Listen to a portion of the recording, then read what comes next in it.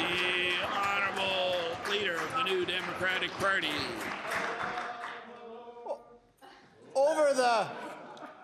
Over the course of the last few weeks, as the Premier and I have debated about the economy, sometimes it has occurred to me that anyone listening to us might wonder if we're even talking about the same object. I've spoken repeatedly about the prevalence of hunger and about the inadequacy of incomes for people to be able to pay their rent and their power.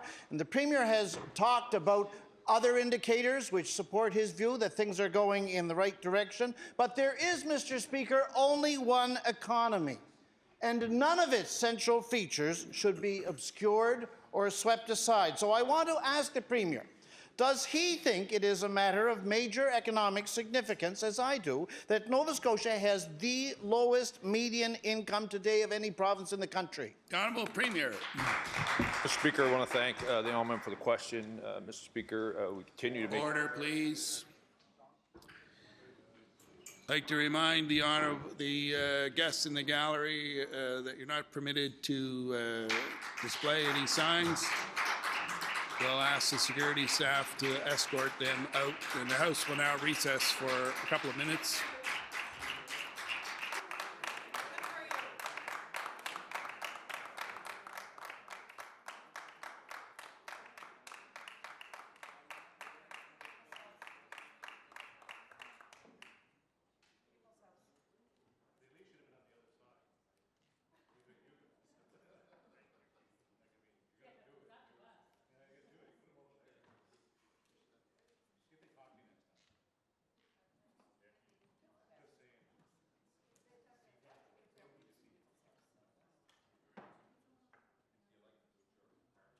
The Honourable Premier. Mr. Speaker, I don't agree with the honourable member. The Honourable Leader of the New Democratic Party.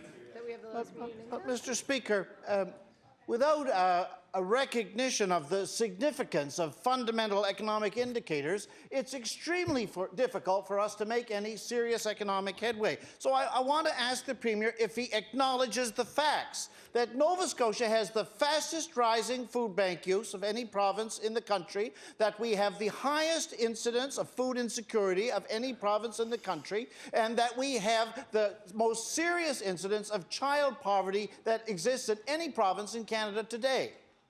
Honourable Premier. Speaker, again, I want to thank the honourable member for the issue he's raised. It's an all-important one. It's why we continue to make adjustments, Mr. Speaker. Oftentimes, opposition will isolate one particular aspect, whether it's minimum wage, where it's income assistance, as opposed to look at the totality of options that people have.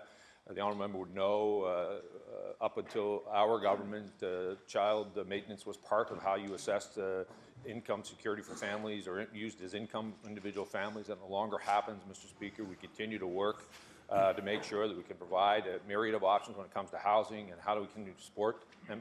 At the same time, Mr. Speaker, the pre-primary program is providing options for play-based, evidence-based for all 4 years in the province that allow caregivers to get back into the workforce as we continue to support. And I want to tell the honourable member, we do not think the issue around making sure that all of our citizens have all the opportunities is solved. We know there's still more work to do, and we're going to continue to do it.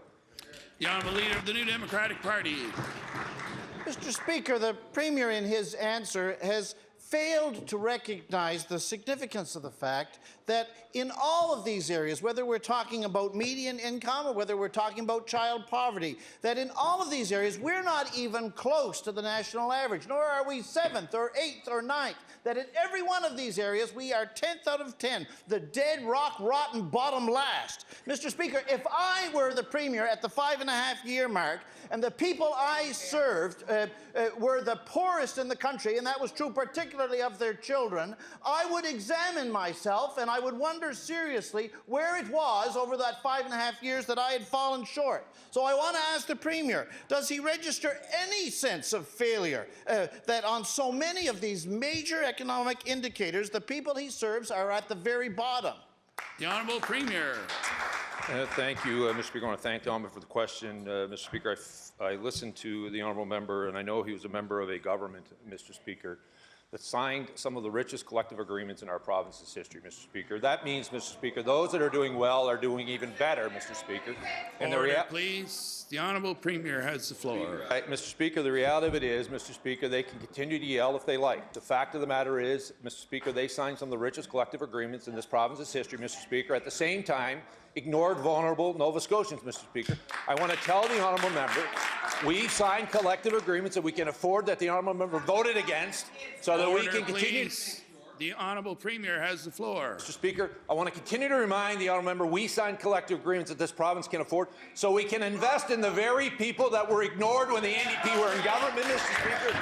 We have a pre-primary, Mr. Speaker, for every 4-year-old, regardless of the socioeconomic circumstances they will go to, Mr. Speaker. We can invest in the healthcare infrastructure that was ignored by the New Democratic Party, Mr. Speaker. And if there's one thing I want to tell the honourable member, Mr. Speaker, I can look every Nova Scotian in the face, Mr. Speaker, after being the Premier of this province for 5.5 years, and tell them I never left any of them behind.